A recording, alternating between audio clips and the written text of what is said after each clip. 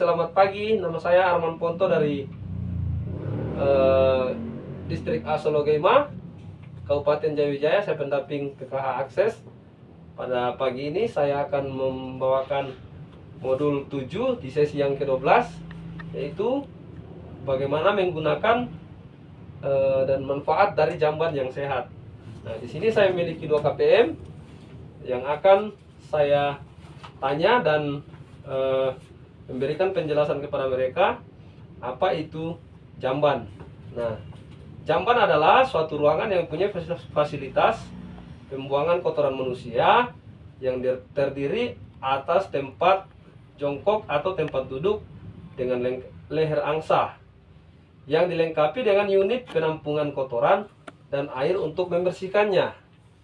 Nah, dalam penggunaan jamban yang sehat, kita akan mendapatkan manfaat dari buang air dan buang air besar dan air kecil di jamban yang sehat.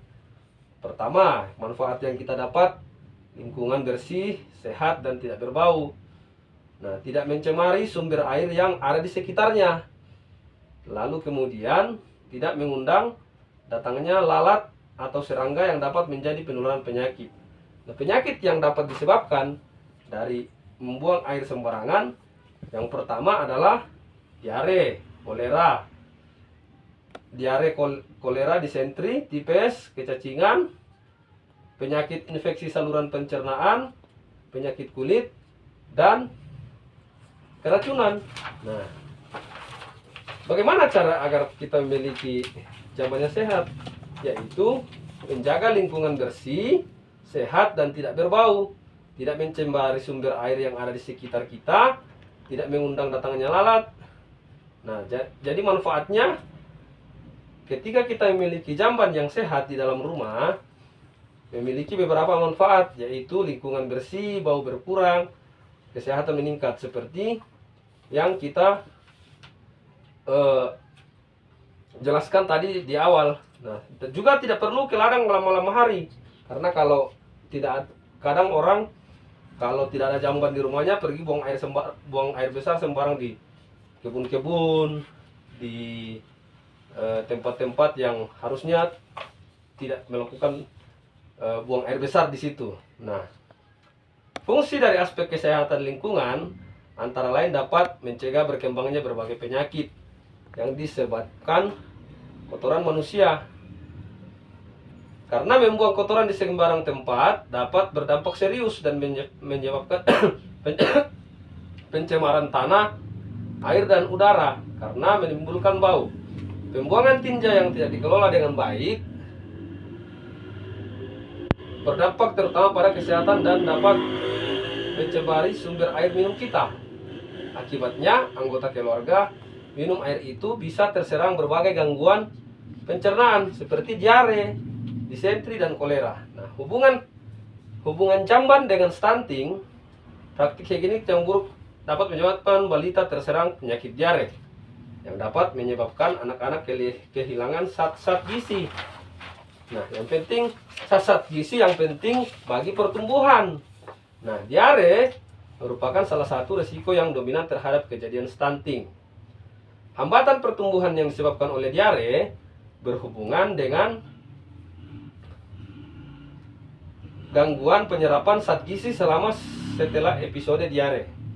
Nah, peningkatan lama terjadinya diare berhubungan dengan penurunan indeks TB dan berat badan. Penelitian Desanti 2017 di Wilayah Puskesmas Simolawang, Surabaya, disebutkan resiko kejadian stunting meningkat 2,69 kali pada balita 24 sampai 59, mengalami kurang lebih 2 kali dalam 3 bulan terakhir dibandingkan yang tidak. Nah, seringnya terserang penyakit tersebut bisa mempengaruhi pertumbuhan anak, bahkan bisa menghambat pertumbuhan mereka. Pada akhirnya anak bisa mengalami kondisi stunting. Pertumbuhan anak menjadi tidak sempurna dan tidak tinggi seperti layaknya anak seusianya. Pertumbuhan otak anak juga ikut terganggu. Jadi kriteria jamban yang sehat menurut WHO, jamban dapat dikatakan sehat jika memiliki beberapa kriteria. Yang pertama, mencegah kontaminasi ke badan air, mencegah kontak antara manusia dan kotoran, dan membuat kotoran tersebut tidak dapat dihindari serta serangga serta binatang lainnya. Lalu yang berikut, mencegah bau yang tidak sedap. Kloset tukangnya dibuat dengan baik dan aman bagi pengguna. Menurut Sumardi, dalam bukunya 1985, untuk mencegah penularan dan penyebaran penyakit saluran cerna, kotoran manusia harus dibuang menurut aturan-aturan tertentu.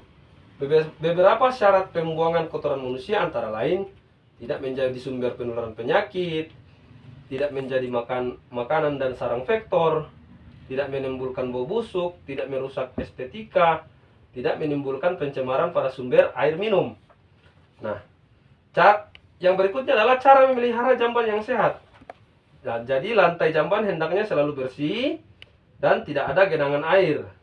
Nah, ibu berdua di rumahnya jambannya ada genangan air atau tidak? Tidak. Jadi artinya bersih ya? Iya. Ya, selalu membersihkan jamban secara teratur agar ruang jamban dalam keadaan bersih. Jamban di rumahnya selalu dibersihkan ya? Iya. Iya. Di dalam jamban tidak ada kotoran yang terlihat. Jadi tidak ada serangga dan tikus yang berkeliaran. Juga di dalam jamban tersedia alat pembersih seperti sabun, sikat, dan air bersih. Bagaimana dengan di rumah ibu berdua? Ada. Ya. Tetap dijaga kebersihannya ya. Bila ada kerusakan, harus segera diperbaiki. Kita minta tolong sama tetangga atau keluarga yang bisa membantu memperbaiki. Nah, peran keluarga agar menggunakan jamban sehat, yaitu menyiapkan jamban di rumah, jamban keluarga, ataupun jamban umum. Berpartisipasi untuk membuat jamban melalui arisan jamban, jamban bergulir, atau yang mampu membuat jamban sendiri dan jamban umum. Untuk jamban umum, disarankan membentuk kelompok pemeliharaan jamban. Nah, jamban umum di sini dimaksudkan adalah orang-orang yang tidak memiliki jamban di rumah sendiri. Jadi, mereka membuat jamban di satu tempat, tapi tetap harus dijaga jarak dari sumber air dengan jamban tersebut agar tidak mencemari sumber air. Nah, manfaat setiap kesempatan di rumah untuk mengingatkan tentang pentingnya penggunaan jamban sehat, membagi tugas kepada anggota rumah tangga secara bergilir untuk membersihkan jamban. Nah, di rumah bergilir ya, membersihkan kamar mandi atau jamban yang ada ya, ibu ya. Nah, setiap keluarga juga yang mempunyai bayi dan balita harus membuang kotorannya ke jamban. Jadi kalau kita memiliki anak kecil atau bayi, misalkan dia masih buang air di popok atau ini, kita usahakan bagaimana caranya supaya kotoran tersebut kita buang di jamban lalu siram dengan air bersih. Terus popoknya kita bungkus plastik, lalu kita buang ke tempat sampah agar tidak mencemari lingkungan. Nah, jadi demikianlah yang saya bisa bawakan pada hari ini. Kiranya ibu berdua bisa mengerti dan bisa memahami, sehingga bisa menjaga dan merawat kesehatan melalui penggunaan jamban yang sehat dan bersih. Sekian dan terima kasih. Kiranya apa yang kami sampaikan pada hari ini boleh bermanfaat bagi kita semua. Shalom. Assalamualaikum warahmatullahi wabarakatuh.